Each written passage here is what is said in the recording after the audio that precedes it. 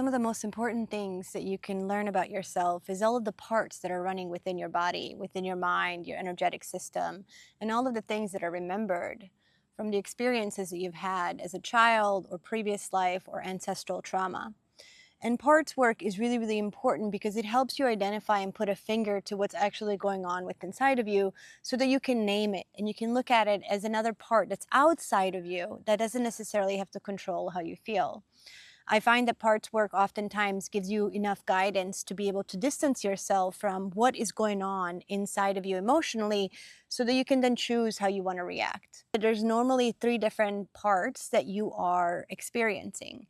There's the exiled part. The exiled part is the wounded part, the part that has experienced something in your life, that has accumulated a belief, or that something has happened to when you were a child or at a certain age that now you're holding that in your body. And from that part is where triggers come, right? From that part that wants to feed itself on the same energy that it experienced so it can eventually let it go by thinking it's a control, start to bring the same cycles and the same circles of energy into your life. What's interesting about these parts is all they want is to be seen. All they want is to be known, to be loved, to be comforted, like the little child that we once were, where we needed a parent to come to us and tell us that it's okay, that this too shall pass, that nothing is the end of the world.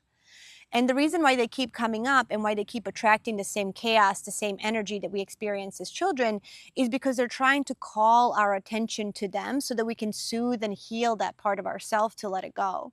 And this is where repeating cycles come into play. Oftentimes people who have experienced the same thing or have gone through the same cycle in their life will experience the same energetic cycles of relationships, of jobs, of friends, situations, people, or even addictions. And what this is an energy within inside of you, this exiled part, that's calling for attention and saying, hey, I'm here, and this needs to be addressed. And that's oftentimes energetically lodged within the body itself, and at times it can even become like a dis-ease in the body. So not necessarily a disease like in the Western medical dictionary, but a dis-ease in the body. It can manifest in your hip, it can manifest in your shoulders, it can manifest in your hands. And so this exiled part just wants love. And this exiled part just wants to be seen, and it wants to be released and unburdened from this energy it's carrying. And in order to do that, we have to learn how to reparent ourselves and bring peace back into ourselves. So everything comes from within us, and in essence, we have to bring everything back into us. And so this is why going inside and finding space and peace and meditation really helps, because you get to calm yourself enough to be able to hear and listen to what these parts are asking for. So along with these exiles, what we also have are protectors. And these protectors fall into two different categories. And what they do is they often live on top of these exiled parts as ways of coping with the energy that we no longer want to experience, as a ways of coping with the pain that we experience as children. And so these protectors come in two different forms, as managers and as firefighters. And so when we experience something as a child, oftentimes we will create a coping mechanism that will help us remove ourselves from that feeling, that will help us distance ourselves from the pain, that will help us create a coping mechanism of how we can stop and shove down what is going on within us, and then in essence, start doing something else. And when we were children and we didn't have parents that protected us, that supported us, this actually helped us to survive. So it's actually a surviving mechanism that we were built for. So just imagine all of this wisdom lives inside your body. You knew even as a little child how to create coping mechanisms that helped you survive through that situation. But now as an adult, it's time to start removing them slowly so you can see what lives underneath that, the exile, so that you can help yourself rise and choose decisions from yourself rather than these parts that live within your body. So the two different protectors that live within the body are managers and firefighters. And what managers are is they are proactive protectors. And what firefighters are is reactive protectors. So proactive protectors are, just like the word says, managers. They will put things into place to keep everything even keel, in control, so that you don't have to feel too much emotion. So overworking, keeping everything in the house extremely tidy, and keeping your space in a way where nothing is disturbed, where nothing will be out of place, so that you can just live in this bubble of comfort. And so these managers will create your environment in a way where nothing can be disturbed for you. And the moment something is moved out of place is when the manager will start come online and try to pull that control back in and place everything the way that you're used to it, so that your environment doesn't become chaotic. But in essence, what this manager is really doing is it's preventing you from fully feeling what's inside of you, so that you can let that exile that's controlled by the manager go, and so you can release this need to fully control everything inside of your life.